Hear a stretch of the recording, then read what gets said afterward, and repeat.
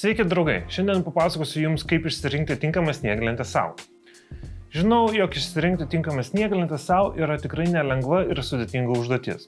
Ypač jeigu renkiesi savo pirmąją lentą. Dėl to šiandien apžvelgsiu skirtingus lentų tipus ir jų savybės, kas tikiuosi, jog padės tau išsirinkti saviškę.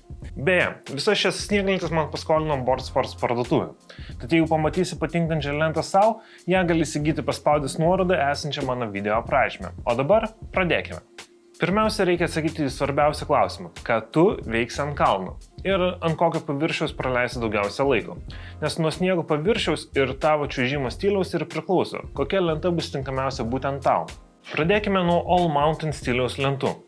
Šios snieglentės, kaip šveicariškas peiliukas, gali daryti viską.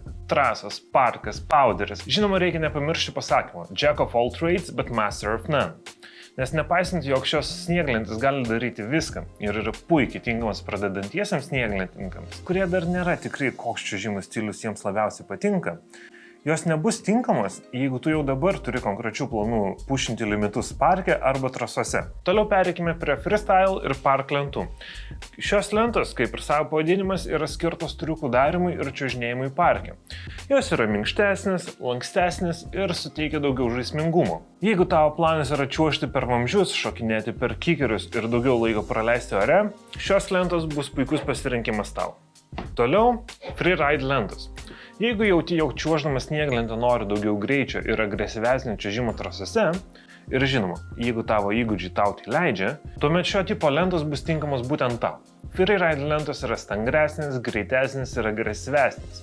Jų dizainas yra sukurtas taip, kad suteiktų daugiau stabilumo ir kontrolės esant dideliam greičiui. Toliau seka lentų tipas, kuris yra ko gero mažiausiai tinkamas Lietuvos sąlygoms, tai yra powder lentos. Šviežiam ir ką tik iškritusiam sniegui skirtos lentos dažniausiai atrodo kaip mini laivas.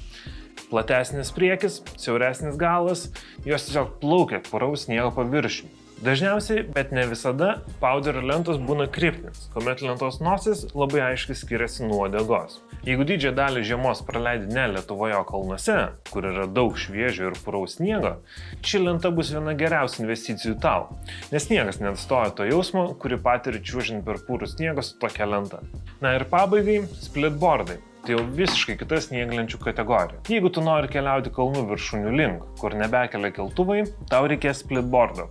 Ši lenta persiskiria per pusę išilgai ir tampa dviem slidėmis, kurių pagalba tu gali pėdinti per purų sniegą iki savo svajonių viršūnės, kurią pasiekus slidė susijungia ir suformuoja snieglentę.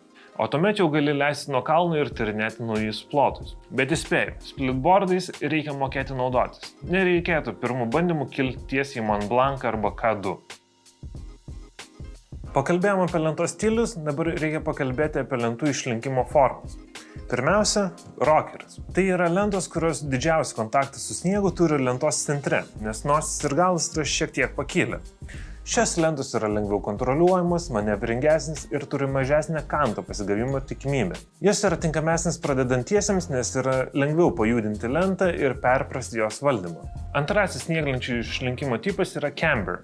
Šių lentų kontaktas su sniegu yra už pėdų, arčiau lentos nosis ir uodegos, tai suteikia didesnę kontrolę, agresyvesnius bei staigesnius posūkius. Tačiau tam reikia šiek tiek daugiau pastangų. Šis išlinkimo tipas labiau tiks pažengusiems raideriams, nes pradedantiesiems dėl dviejų kontakto su žemė vietų atsiranda kiek didesnė tikimybė pasigauti kantą. Dar reikėtų paminėti, kad camber lentos šiek tiek spirokliuoja esant tvirtam paviršiui po ją. Dėl to parke gali pašokti į orą šiek tiek daugiau.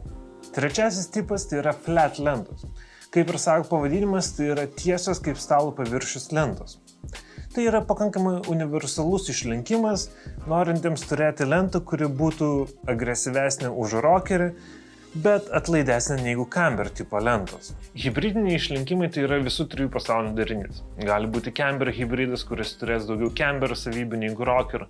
Gali būti rocker hibridas, kuris turės daugiau rocker savybių negu camber. Realiai hibridų gali būti labai daug ir įvairiausių. Papasakojau apie lentų tipus, dabar pakalbėkime apie lentų ilgį ir plotį. Kaip išsirinkti tinkamą lentos ilgį? Yra daug skirtingų buitinių būdų, kaip tai padaryti. Vienas dažniausiai rekomenduojamų ir naudojimų būdų tai yra lentos ilgis turėtų būti nuo žemės iki maždaug tarp krūtinės ir smakro.